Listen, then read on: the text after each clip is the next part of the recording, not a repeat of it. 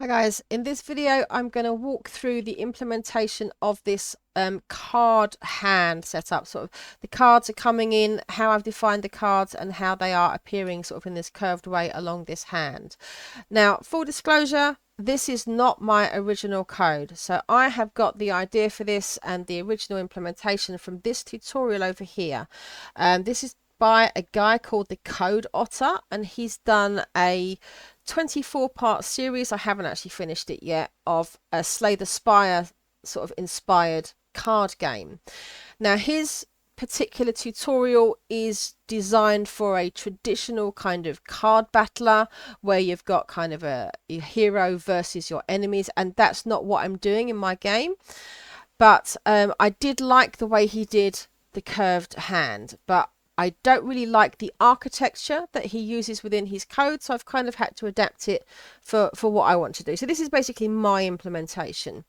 So first of all, I've created a prefab for the card. So let me show you what that looks like. Now I've just taken for the moment his own graphics. Obviously I'm going to change this myself.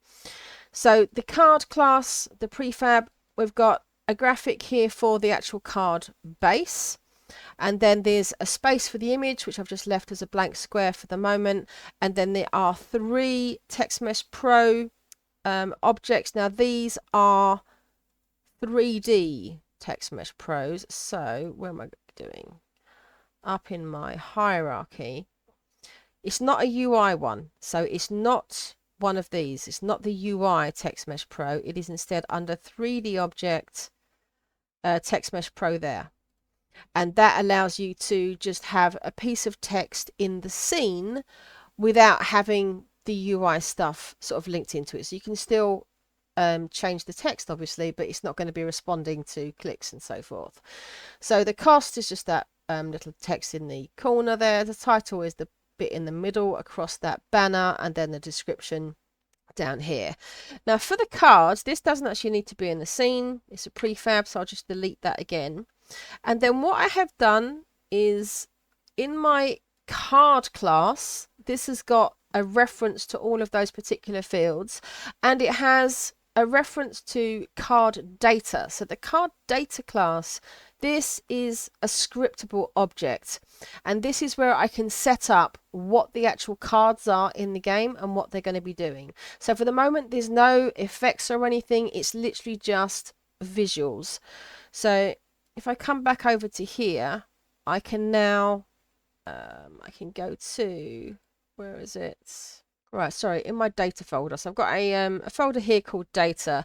And then if I right click on here and do create, over here I've got data, card. This is where it allows me to create a new instance of that scriptable object. So I've created these 8 so far. So this is where I can put in the title, the description, the cost. And for the images, I literally just drag in a sprite.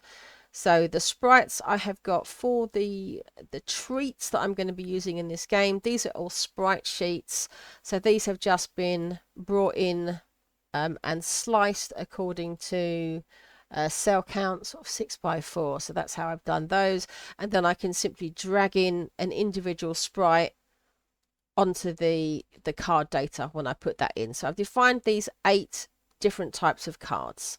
So I like using scriptable objects as a way to separate out the data, and he's done this. So the guy that's done this tutorial, he's done the same kind of thing, except that he's done an extra level of sort of indirection. He's actually got 3 cards to represent, 3 classes rather, to represent a card, which I didn't like. I found that was overkill. Now the really interesting part of this is the hand.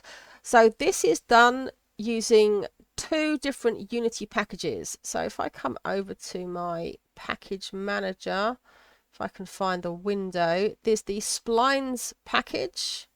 So the splines package, this is provided by Unity, so currently on 2.82. And then on my assets, I'm using one called DOTween, and this is a very, very popular package. There's an error there. I don't know what that is about. Doesn't appear to be showing any problems. I'll probably just close Unity and see if that goes away. So the spline is this thing here. This allows you to define these 3 sorry, this thing here, this, why is it not allowing me to click on that? Oh, probably because the road is in the way. But it allows you to define these 3 points, which is what kind of defines the curve on which they go on. And then the hand has got one single script here, and it contains the spline container.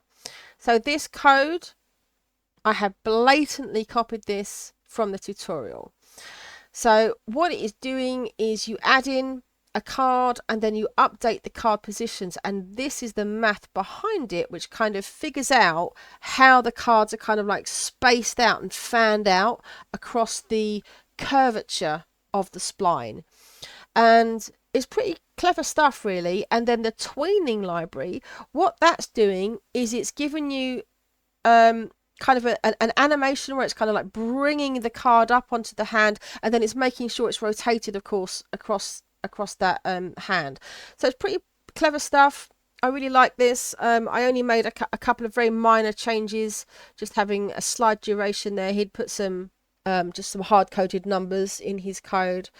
So yeah, I really like this, and this is something that I will keep going forwards for the rest of the game. Now, in order to actually make it work, I needed a test system. So this is literally just an empty object in the scene, which is able to hold a script, and then it's got a reference to the prefab for the card that we created here, and it's also going to need like a dummy deck. So the deck is literally just an array, or a list rather, of the scriptable object cards that I made. So it's got a reference to the hand itself. It's got a reference to the prefab of the card because it's going to be instantiating those cards, and it's got a reference to the deck, all the available cards. So the way this works, if you press the space key, it creates a new card, and then it starts this coroutine, and this is the creation of the card. It's actually, this is the part that does that animation. It wasn't the hand. So what this is doing here is it's scaling up the card from, it starts with 0, so in other words it doesn't exist, and then it brings it up to sort of like full size. And I've done this as final card scale 0.75. If I did this as 1, it was actually just a little bit too big for my particular game. So on full size, the cards were really quite large, and I kind of wanted to keep this part sort of down below the road, and I felt like I'd already used up enough of the screen real estate for the road, and that's why I've just put that on 0.75. That's what worked for me. So yeah, I prefer having a few little variables to be able to control that. Also the grow duration, so this is how long it takes to go from 0 to full size. So on the code that from their tutorial code, he did it much faster, and I just prefer just that slightly slower animation. I want this game to feel kind of like relaxed, and yeah, I wanted to sort of see it coming up. And then I believe there is another transformation. No, is it somewhere else? But all it's doing is it's pulling in one of the card datas from the deck at random.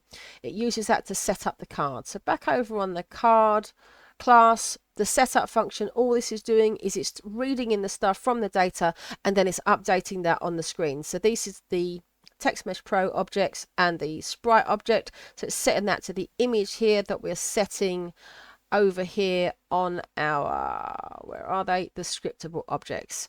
So that's how all of the hand stuff works. At the moment there's no functionality behind it other than creating the cards. You can just keep doing them forever.